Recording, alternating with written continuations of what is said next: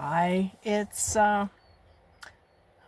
it's Monday and it's actually a very beautiful day outside.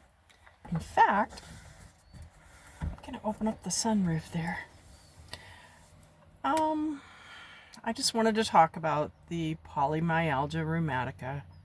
Doesn't seem like they're also known as PMR for short, because isn't that a mouthful? Anyway, seems to me I've had this. First of all, I've had it for 3 years. I was diagnosed right away. Thank God. Um, the doctor who diagnosed me, he was on top of his game. Smart guy. And I was put on prednisone. Started me out 20 milligrams, and I felt fine, right? And then as I was tapering, I tapered within, I think, like 2 weeks from 20 to 10, and I was fine. And then when I got down to 9, I was fine, and I was tapering about every 10 days, tapering down a half a milligram. And gosh, I was doing fine until I got to 4.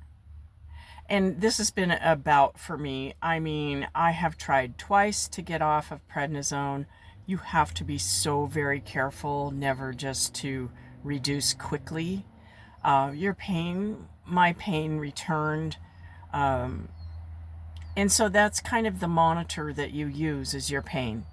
As you reduce, I have found, for me, reducing a 1/4 milligram seems to work. But I have to do it slow. It's like I get down to, let's say, 4 1/4 milligrams. And I'm fine, and I feel good, and each day I mark how I feel, I mark how much I took on the calendar, and if I'm feeling good, bad, or ugly. And so I find that when I'm feeling good, it encourages me to, okay, I need to reduce again. Let's go down, another 1/4 milligram within, a couple of weeks. I have found, though, that my pain starts coming back. I try to fight it, and I try to push through, and it just doesn't work for me. At 2 times in through this whole 3 years, 2 times I have been 9 days without prednisone, and that was reducing 1 milligram at a time.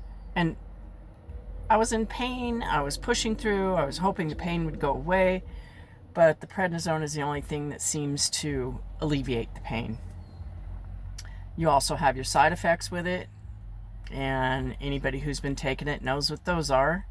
Your face can get round, your mood changes, you have good days, you have bad days. And I think our goal, what we all want to do, is just have good days again. We're not that old. I'm 70 years old, and I want to have those good days more often than not. The other thing that I have discovered is not a lot of medical practitioners are familiar with polymyalgia rheumatica. A lot of them seem to be learning as they go along, and it's like we have to learn on our own. We have to try to figure out what works. Luckily, if you can have a doctor or a rheumatologist or whoever you're going to, luckily they will keep you on prednisone, and they will caution you, and you always follow their advice. I'm not a medical provider. I'm just a victim of PMR. I also found something very interesting yesterday. I'm down to 3 milligrams, and I am going like 3 weeks, maybe 4, before I drop a quarter of a milligram, depending on how I feel, how my pain feels. Yesterday, we decided that we were going to go have an early lunch, and we had a very small breakfast, just not normally what I would have, and just had, let's just grab a piece of toast and then we'll be ready for our early lunch around 12:30. We usually eat lunch later. But anyway, story is that I started feeling horrible the more the time went by because I hadn't eaten. And I know that diet plays a huge role in this. I try to stay away from ultra processed foods. I try to stick with oils that are avocado oil, your olive oils. I cook with those. I do use real butter. I will never use margarine again in my life. And those were back in the day. And I take supplements. I either drink beet juice or, and I know a lot of people can't tolerate beet juice, or you can take beet supplements. Those are depending on, remember, you always check with your doctor on these things. Don't just go buying a bunch of stuff and start taking it. What works for one person may not work for another. The other thing is I take a magnesium supplement every other night. I don't take it every night because for me, I don't feel like I need it every night. I do eat potassium-rich foods because I don't want to take a potassium supplement. So I have decided I eat bananas every day. I eat avocados 3 or 4 times a week. I've got the beet juice. I will eat whole beets if they are available, if I feel like cooking them. And nuts such as almonds. Those things are just good for you. And it's okay, though, for me, to indulge once in a while. Boy, just going and getting a nice glazed donut once in a while. Anyway,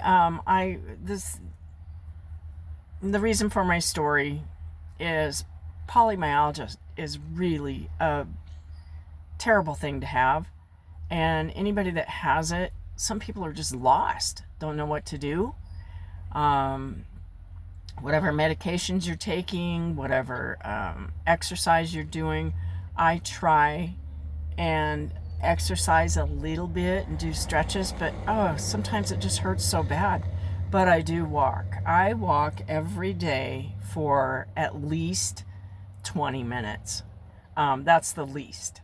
But if I do walk, it's a brisk walk, and I have a rather large chocolate lab on the end. So, on the end of a leash. So, anyway, I have discovered that not eating is not a good thing. Eat.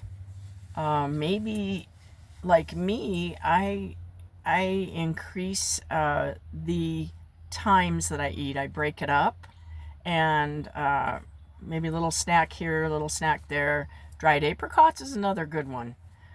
Anyway, I just wanted to share this, and I hope that I have at least helped one person. And I thank you so much for watching. This is Linda with the Many Things. Bye-bye.